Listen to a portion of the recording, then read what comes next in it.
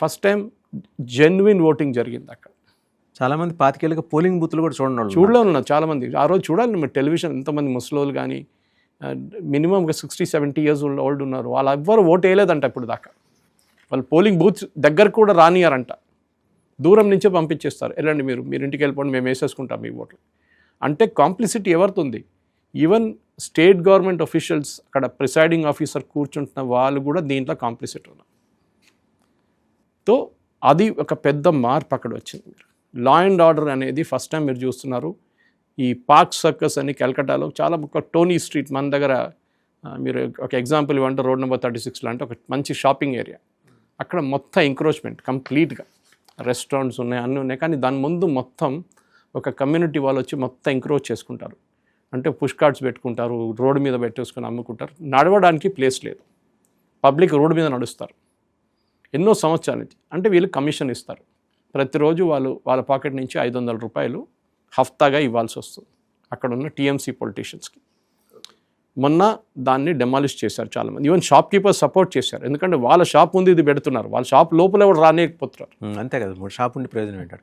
ఇక్కడ కూడా ఉంది, హైదరాబాద్లో కూడా చాలా మటుకు. ఇప్పుడు హైకోర్టు అన్నారు తీసేయమని చెప్పారు, చూద్దాం ఎంత తీస్తారని. మనకు తెలుసు తీయరు, వాళ్ళు తీయడానికి దమ్ లేదు బేసిక్లీ, కానీ okay will give them the benefit of doubt. కల్కటాలో చేస్తున్నారు. మనం ఒక బుల్డోజర్ కల్చర్ మనం ఉత్తరప్రదేశ్లో చూసాం, ఇప్పుడు ముంబైలో చూస్తున్నాం. బాండ్రా మొత్తం క్లీనప్ చేస్తున్నారు కంప్లీట్గా. హౌరా స్టేషన్ దగ్గర ఉన్న స్టాళ్ళు మొత్తం తీసేస్తున్నారు. ఒకడు వెళ్ళి స్టే ఆర్డర్ చేసుకున్నాడు కోర్టు నుంచి. వాడు ఎక్స్క్యూజ్ ఏంటంటే, నేను 50 సంవత్సరాల నుంచి ప్రాపర్టీ ట్యాక్స్ కడుతున్నాను దీనికని. తర్వాత ఎగ్జామిన్ చేస్తే అది ఒక కమ్యూనిస్ట్ పార్టీ వాళ్ళ అసోసియేషన్కి కడుతున్నాడు డబ్బులు. ప్రాపర్టీ ట్యాక్స్ అంటారు. ప్రాపర్టీ ఎవరిది? Communist party. అది హైకోర్టులో ఇచ్చాడు స్టేట్మెంట్, రెసీట్లు కూడా ఇచ్చాడు. మళ్ళీ హైకోర్టులో అడ్వకేట్ జనరల్ పాయింట్అవుట్ చేశారు, ఇది రెసీట్ మాది కాదండి, ఇది ఏదో యూనియన్ వాళ్ళది, మాది సంబంధం లేదు, ఈ has to be removed from they. So July 1 దాకా స్టే ఆర్డర్ ఇచ్చారు, ఎనీవే అది కూడా పోతుంది అనుకోండి. సో ఇది అక్కడ జరిగే అక్రమాలు ఇన్ని సంవత్సరాల నుంచి జరుగుతుంది. ఇప్పుడు మీరు చూడండి, నేను నేతాజీ సుభాష్ చంద్రబోస్ ఇల్లు సంగతి చెప్పాను, వాళ్ళ ఆంట్ ఎవరు ఉన్నారు అక్కడ ఇప్పుడు, అంటే వాళ్ళ గ్రేట్ గ్రాండ్ డాటర్ అని చెప్పొచ్చు. ఇప్పుడు ఆంట్ వాళ్ళ కూతురు ఆమె వెళ్ళి అడిగారంటే ఇల్లు ఎవరిదంటే ఇట్లా సుభాష్ చంద్రబోస్ గారిదంటే, ఆయన విలువండి అని చెప్పారంట. అంత నాలెడ్జ్ ఉంది వీళ్ళకి. ఈ టీఎంసీ వాడు పని విలువండి, నాకు పిలిచేది ఉండదు, వీళ్ళే అక్కడికి వెళ్ళాలి, పర్మిషన్ ఎట్లా తీసుకున్నారు, మేము లేకుండా మీరు ఎట్లా రెనోవేట్ చేస్తారు, పర్మిషన్ తీసుకోవాలంట. టీఎంసీ లీడర్స్ దగ్గర పర్మిషన్ తీసుకుంటేనే మీరు ఇల్లు రెనోవేట్ చేయొచ్చు. సో ఇట్లాంటి నేను చూశాను సార్, నేతాజీ గారి ఇల్లు చూశాను. ఇట్లాంటిది ఈ came from Cuttack. Basically Cuttack నుంచి ఆయన కల్కటాకి వచ్చారు చదువుకోవడానికి. అప్పుడు చాలా హిస్టరీ ఉంది దాంట్లో, నేను ఒక సిరీస్ కూడా చేశాను దాని మీద. ఇప్పుడు బేసిక్లీ మీరు బిలీవ్ చేయరు, ఇంకోటి 136 సంవత్సరాల్లో కల్కటా బ్రిటిష్ వాళ్ళ రాజధాని ఉండే. ఇవాళ Marco Rubio, I think today or tomorrow ఆయన అక్కడికి వస్తున్నారు, US సెక్రటరీ ఆఫ్ స్టేట్. చాలామంది అడుగుతున్నారు ఆయన కల్కటాకి ఎందుకు వస్తున్నారని. బీజేపీ గవర్నమెంట్ వచ్చారని చెప్పబోతున్నారు, కాదు. కల్కటాలో US కన్సులేట్ ఉంది. It is the oldest consulate in the world. US వాళ్ళ ఎంబసీ, అంటే ఎంబసీ ఆ టైంలో ఎంబసీ ఉండేది, oldest embassy in the world. ఇప్పుడు కన్సులేట్ లెవెల్కి వచ్చేసారు వాళ్ళు.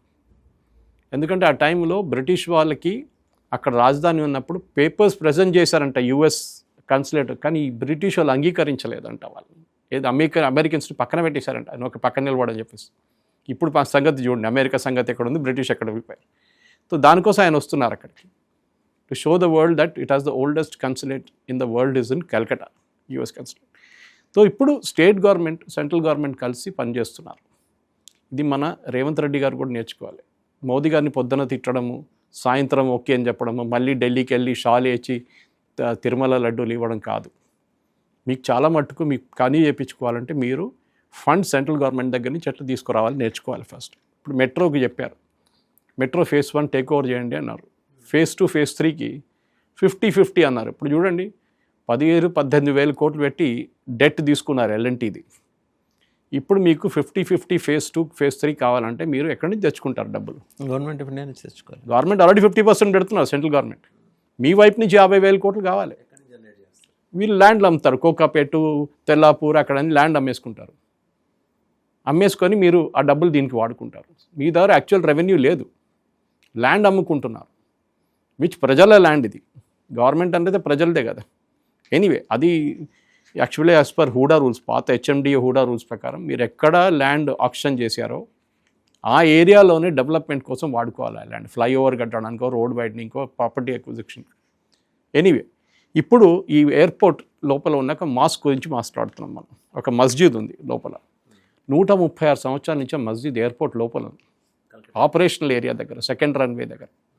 ఎవరు ఆబ్జెక్ట్ చేయలేదు. ఇప్పుడు అది తీసేయమని చెప్తే అక్కడున్న లోకల్ మస్జిద్ వాళ్ళు కూడా అగ్రీ చేశారు, మేము రిమూవ్ చేయడానికి రెడీ ఉన్నాం, ఈద్ తర్వాత మేము తీసేస్తాం. చూడండి, మీరు కావాలంటే మీరు చేయించుకోవచ్చు, కావాలంటే మీరు ఒక ఏం చెప్పుకోరు నిశ్చయంతో మీరు వెళ్తే yes we can get it done and you can get it done. మద్రసాల్లో వందే మాత్రం పాడాలి. వెస్ట్ బెంగాల్లో 5 లక్షల మంది పిల్లలు, మ్యాక్ ద నంబర్, 5 లక్షల మంది పిల్లలు 614 మద్రసాల్లో చదువుకుంటున్నారు. ఓకే, వాళ్ళకి ఫండ్స్ ఇస్తున్నారు, టీచర్లకి అక్కడ మద్రసాలో ఉన్న వాళ్ళకి డబ్బులు ఇస్తున్నారు. ఇదంతా central government state government funding, ఇది కమ్యూనిస్ట్ వాళ్ళ హయాం నుంచి. ఇప్పుడు అక్కడ స్టేట్ గవర్నమెంట్ అన్నారు మేము డబ్బులు ఇస్తున్నాం మీకు, so it is funded by us, Vande Mataram పొద్దున పాడండి, ఫుల్ పాడాలి అన్ని స్టాండ్సాలు. మొన్న మీరు కేరళలో ప్రమాణ స్వీకారం చేసినప్పుడు విడి సతీష్ అని ఒక చాలా కామెడీ సీన్ మీకు కనిపించింది. అక్కడ రాహుల్ గాంధీ, ప్రియాంక వాద్రా అంతా ఇట్లా నిలబడున్న స్టేట్ వందే మాత్రం పాడినప్పుడు అది పెద్ద కాంట్రవర్సీ. వందే మాత్రం ఫస్ట్ ఎందుకు పాడారండి? అది లోక్ భవన్ ప్రోగ్రామ్, అది రాజ్భవన్, ఇప్పుడు లోక్ భవన్ అంటారు కదా, అప్పుడు రాజ్భవన్ ఉండే ముందు. గవర్నర్ డిసైడ్ చేస్తారు సీక్వెన్స్ ఎట్లా ఉంటుంది, అండ్ సెంట్రల్ గవర్నమెంట్ ఇచ్చిన ఇన్స్ట్రక్షన్ ప్రకారం ఫస్ట్ వందే మాత్రం పాడాల్సిందే, అది కూడా ఫుల్గా పాడాలి. వీళ్ళందరూ ఇట్లా నిలబడి వాళ్ళకి ఫస్ట్ స్టాండ్స్ తర్వాత ఏం తెలియదు, ఇద్దరే స్టేజ్లో ఫుల్ వందే మాత్రంతో పాటు పాట పాడారు.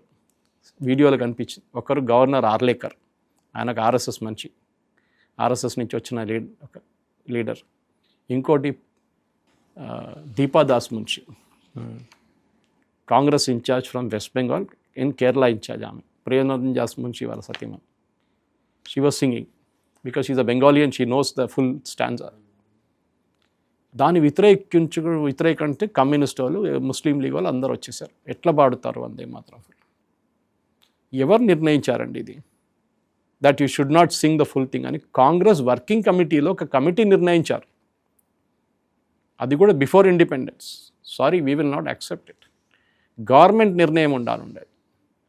నెహ్రూ గవర్నమెంట్ వచ్చి, Nehru government should have taken a decision, then we would have said yes. ఒక పార్టీ నిర్ణయం తీసుకోవడానికి ఏ అధికారం లేదు, నేషనల్ సాంగ్ పాడాలని వద్దా. సో ఇప్పుడు అది మార్చి నా అఫీషియల్ గెజెట్లో ఫస్ట్ పాట, ఏ స్టేట్ గవర్నమెంట్, ఏ సెంట్రల్ గవర్నమెంట్ ప్రోగ్రామ్ ఉన్నా కానీ వందే మాత్రం ఫస్ట్ పాడతారు, ఫుల్ స్టాండ్. ఇది ఇట్లా ఉన్నప్పుడు వాగ్దేవన్ గారు, the next thing that is coming up చాలా మటుకు, ఫ్రైడే రోజు రోడ్ల మీద ప్రేయర్స్ ఓవర్ఫ్లో అవుతుందని చెప్పి మస్జిద్ వాళ్ళు ఒక ప్రపోజల్ పెట్టారు, రోడ్డు మీద కూడా చేస్తారంటే. సో హైకోర్టు అన్నారు, sorry, you cannot do it on the road. రోడ్ల మీద బండిలు నడవడానికి, మీకు నమాజ్ చేయడానికి కాదు, మీరు షిఫ్ట్లో చేయండి అని చెప్పి స్టేట్ గవర్నమెంట్ సజెస్ట్ చేశారు. ఇమ్మీడియట్గా తృణమూల్ వాళ్ళు వచ్చి మేము ఎట్లా చేస్తాం షిఫ్ట్, అది ఇది అన్నారు. ఇప్పుడు అన్ని మస్జిదులు అక్కడ అంగీకరించుకున్నారు. అది కాకుండా ఇప్పుడు ఈద్ వస్తుంది చూడండి, ఈద్ రోజు బ్రిగేడ్ గ్రౌండ్లో ఆర్మీ వాళ్ళు అన్నారు, మేము స్పెషల్ పర్మిషన్ ఇస్తున్నాం, ఈద్ రోజు మా దగ్గర చేసుకోండి, రోడ్ మీద చేయకండి, we are giving you special permission. అంటే అందరు కలిసి సహాయం చేసుకుంటే, అందరు కలిసి పనిచేస్తే we can make a solution. ఇది ఓట్ బ్యాంక్ పాలిటిక్స్ కోసం మమతా బెనర్జీ ఎన్నో సంవత్సరాల నుంచి ఆడుకున్నారు. ఓకే, అది కాకుండా 300 హాస్పిటల్స్ ఇప్పుడు ఆయుష్మాన్ భారత్ ప్రోగ్రాంలో చేరబోతున్నారు. వాళ్ళ ట్రైనింగ్ నడుస్తుంది, వర్క్షాప్ నడుస్తుంది ఇప్పుడు. అంటే అక్కడున్న ఎన్రోల్మెంట్ అట్లా చేయాలని. ఇది మొదలే ముందే కల్కటాలో ఉన్న, వెస్ట్ బెంగాల్లో ఉన్న, ఎస్పెషల్లీ కల్కటాలో ఉన్న చాలా మటుకు ప్రైవేట్ హాస్పిటల్స్ వాళ్ళు పేషెంట్స్ కోసం దేవులాడుతున్నారంటే ఇప్పుడు, అంటే పేయింగ్ పేషెంట్స్. ఆయుష్మాన్ భారత్లో మీకు ఎంఆర్ఐలు గిమార్ఐలు వాళ్ళు అంగీకరించరు, ఎందుకంటే మీరు లేని పని టెస్ట్లు అన్నీ చేస్తారు దానికోసం. సో సెంట్రల్ గవర్నమెంట్ చాలా స్కీమ్ల రూల్ ఏంటంటే, మీరు ఇంతంత రేట్ వస్తుంది మీకు పర్టికులర్ ప్రొసీజర్కి, దాని ప్రకారం మీరు చేయాలి, సిజిహెచ్ఎస్ లాగానే. ఇప్పుడు ఆయుష్మాన్ భారత్ వచ్చిందని చెప్పి ప్రైవేట్ హాస్పిటల్స్ అందరూ పేషెంట్స్ కోసం జార్ఖండ్లో తిరుగుతున్నారంట. ఎక్కడెక్కడ ఆయుష్మాన్ భారత్ లేదు అక్కడి నుంచి పేషెంట్స్ తెచ్చుకోండి, ఎందుకంటే 50% ఉంటేనే వీళ్ళకి బ్రేక్ ఈవెన్ ఉంటుంది, లేకుంటే బ్రేక్ ఈవెన్ ఉండదు. మీరు 100% ఆయుష్మాన్ భారత్ మీద నడిస్తే మీకు పేయింగ్ పేషెంట్స్ ఎవరు ఉండరు. ఆలోచించండి అప్పుడు ఎంత సంపాదించుకున్నారు వీళ్ళందరూ అని. ఇప్పుడు సెంట్రల్ గవర్నమెంట్ స్కీమ్ వస్తుంది, ఎస్ కరెక్ట్, రేట్లు కొంచెం మాడిఫై చేయాల్సిందే, ఎప్పుడు అది అంతే ఉంటుంది. మనం నార్మల్ పేషెంట్గా మనం వెళ్తే ఒక అల్ట్రాసౌండ్కి 2,000 3,000 తీసుకుంటారు. సెంట్రల్ గవర్నమెంట్ అంటారు 750 అంటారు. అదంతే. CGHSలో కూడా అంతే, స్టేట్ ఇన్సూరెన్స్ స్కీమ్లో కూడా అంతే వస్తుంది, ESIలో కూడా అంతే వస్తుంది. దానికి కొంచెం మార్పులు తీసుకురావాలి. సో అక్కడ ఇప్పుడు